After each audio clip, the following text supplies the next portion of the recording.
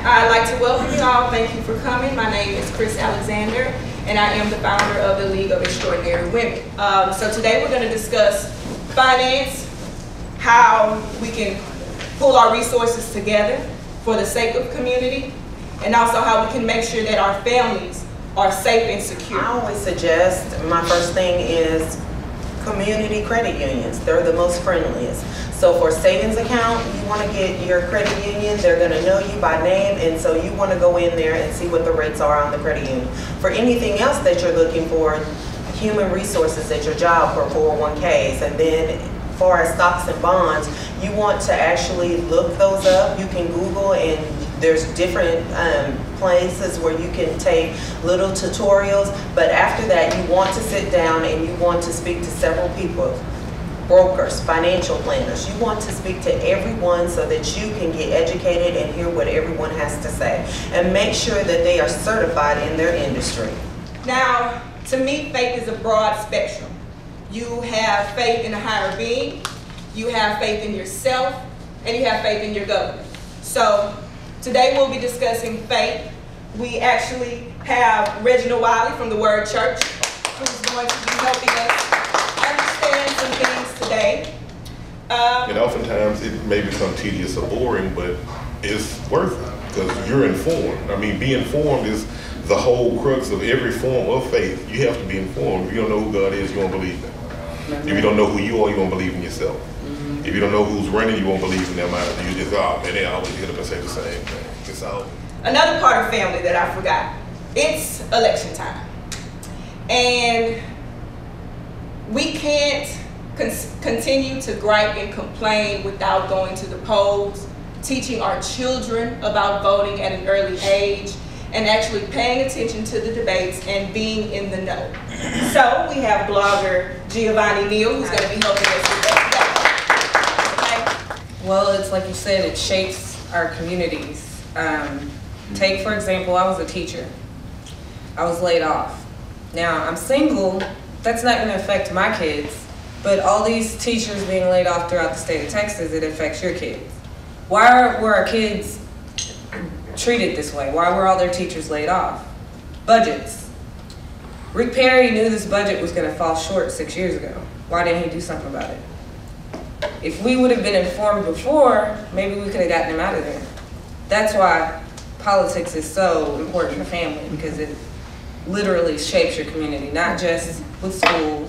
In order to be a cohesive unit, mom and dad got to get along, okay? So we have Ms. D.I.Q. Brown. She's an author of several books, and she is a relationship and marriage counselor. All right. You asked me not to do it. I'll say, well, babe, didn't you tell me not to do that? Doesn't it work both ways? What's good for the goose is good for the gander. And we hold each other accountable in a very non-threatening way. You know, it's just like Giovanni said, you don't want to condescend, you don't want to put down someone.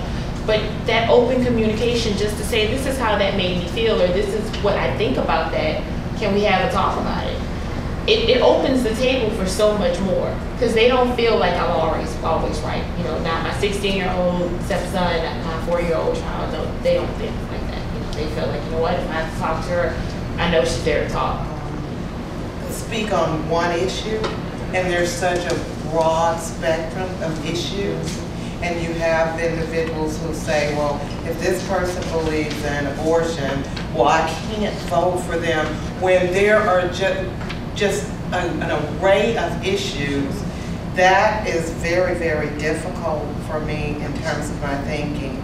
The other piece is that we also have to recognize that during the election process, there are certain set of circumstances that the individual who is running within that context believes that, yes, I in my mind will address these issues, but we have a Congress, we have situations and circumstances that prevent that from happening. And then also that there is within each party a very diverse group of individuals. So no matter what this individual may be addressing a large portion or a portion of the voters, and just because it doesn't address my issue, there is diversity within each of the parties. So I think those are things that we have to filter through and recognize as a voter. If something doesn't happen exactly the way that we want, then you need to research and understand why. Yeah. And not just look at it as, well, they failed me or they didn't address this. And again, it is incumbent upon us to hold our elected officials accountable. Yes. And so, I'm just sitting here in one of them, I'm the executive director here at the Hester House.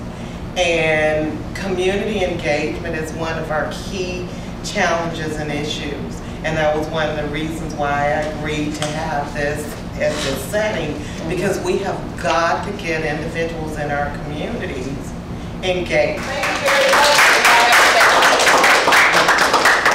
Hi, my name is Chris Alexander, and I am the founder of the League of Extraordinary Women. Today we hosted our second roundtable discussion, and I would love to have you join us again. Please contact me at loew@live.com and check out our new blog at League of Extraordinary Women, without the E, .blogspot.com. Thank you and have a blessed day.